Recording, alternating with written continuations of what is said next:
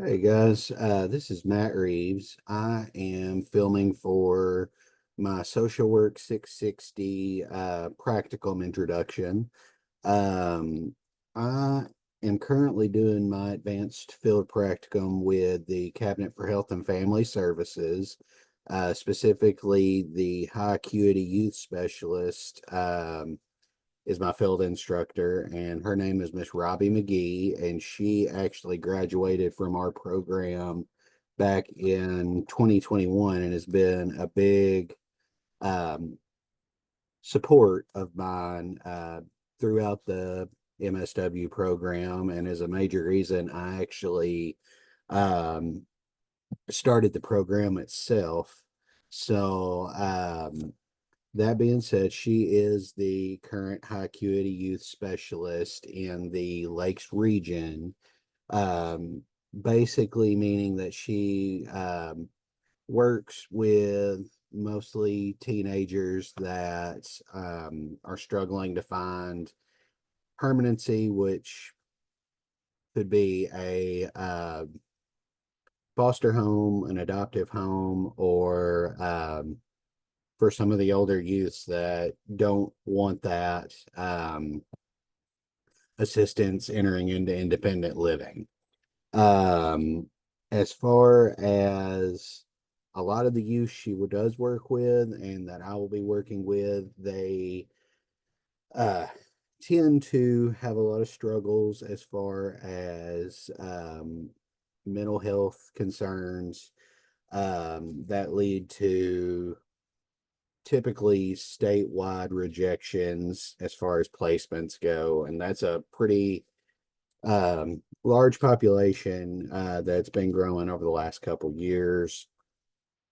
Um, that being said, a lot of times they are at risk of entering what we call non-traditional placement, which a lot of times consists of a worker, a security guard, and the kiddo setting in either a hotel room or a state park, which is obviously not ideal for any of the parties involved.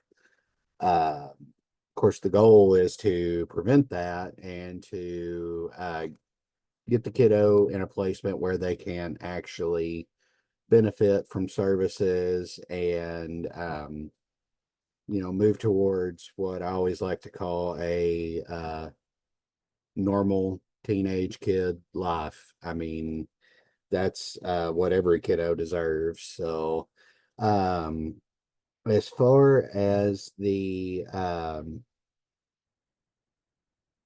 job description itself, largely what she does is attends multiple consults, typically over Zoom, which I've been able to jump in and be a part of.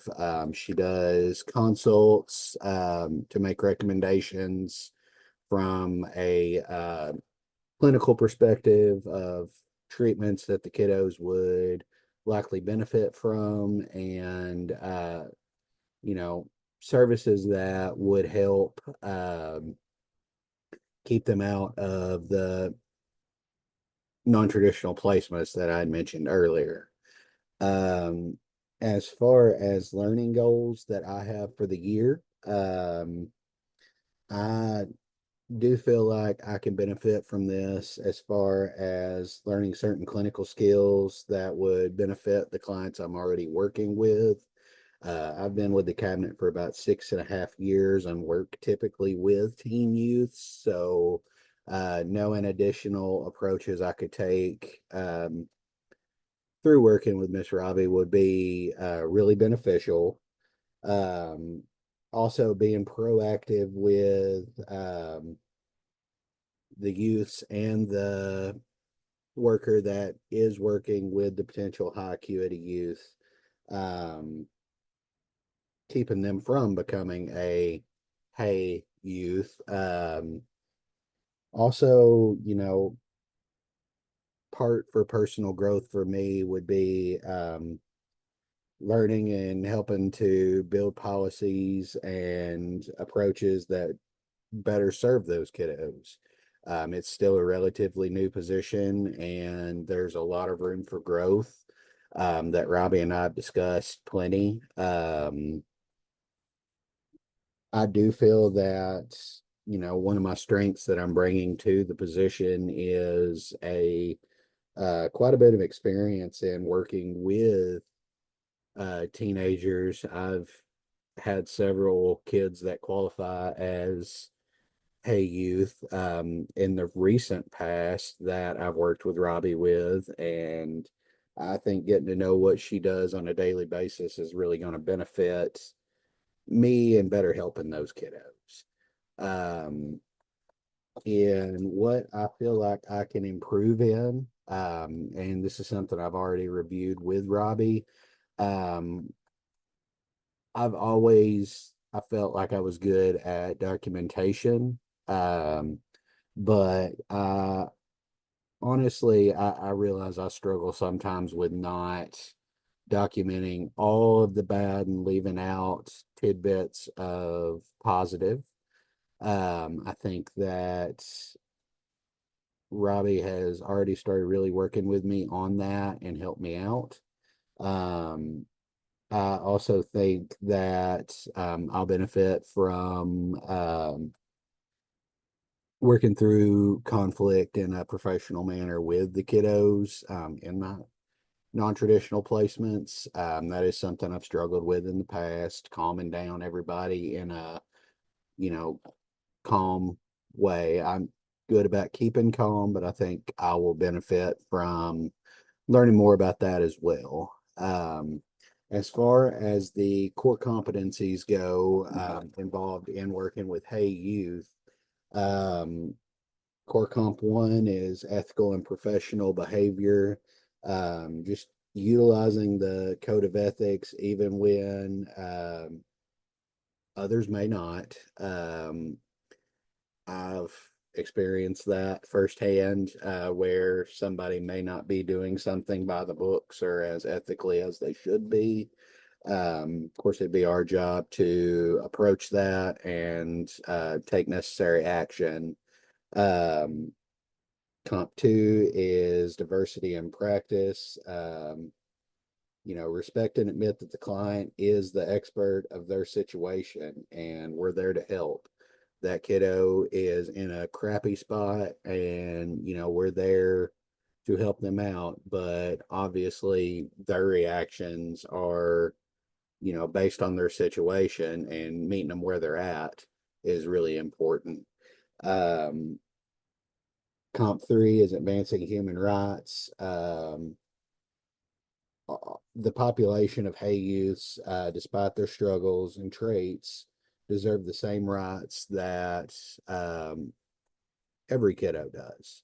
I know that a lot of times they are treated like the bad kids, and that's a product of their situation going back to two, but they deserve the same as all of our kids do. Comp four is research informed practice, practice informed research, and that's where five will come in too, as far as building policies in the relatively new position. I know that there's plenty of research involving kiddos that have faced trauma and working with them, and I think that building those policies around that to help those kiddos out, as well as, taking new approaches to treatment of those kiddos is really important. As far as actually comps 6 through 9 of the NASW core competencies, it's um, engaging, assessing, intervening, and evaluating um, our response to these populations. Um, the job permits the worker to engage with all populations involved with the client's treatment, including extended supports potentially missed by those uh, in the trenches. Basically, some of these kiddos may have extended family members that could help them out. Some may, have others in their life that have been a positive support that nobody's looked at. It's important that we find those connections. As far as assessing, um, we look at what the worker has done and, help them to determine what good next steps would be. Intervening when we are aware of a evidence-based practice that the current worker may not be, and discussing that with them and explaining that to them in a way that they realize that you know they're doing everything they can, but that may be an approach that they weren't aware of. Finally, evaluating, again, based on evidence-based practices, are we doing the right things? And sometimes are the wrong approaches being taken? And could it be, leading a kiddo to end up in a high acuity youth spot? It's as advanced workers and students, we have to be able to take that step back and evaluate what we're currently doing and to know if what we're doing is right or if it's not helping. So um, I appreciate this opportunity. Like I said, Robbie has been a big influence on my career. I'm, grateful that she encouraged me to do this program and to work with her over the next year. I plan to work quite a bit, learn a lot, and complete my MSW in the fall or in the spring of 2025. So thank you all for watching. Bye.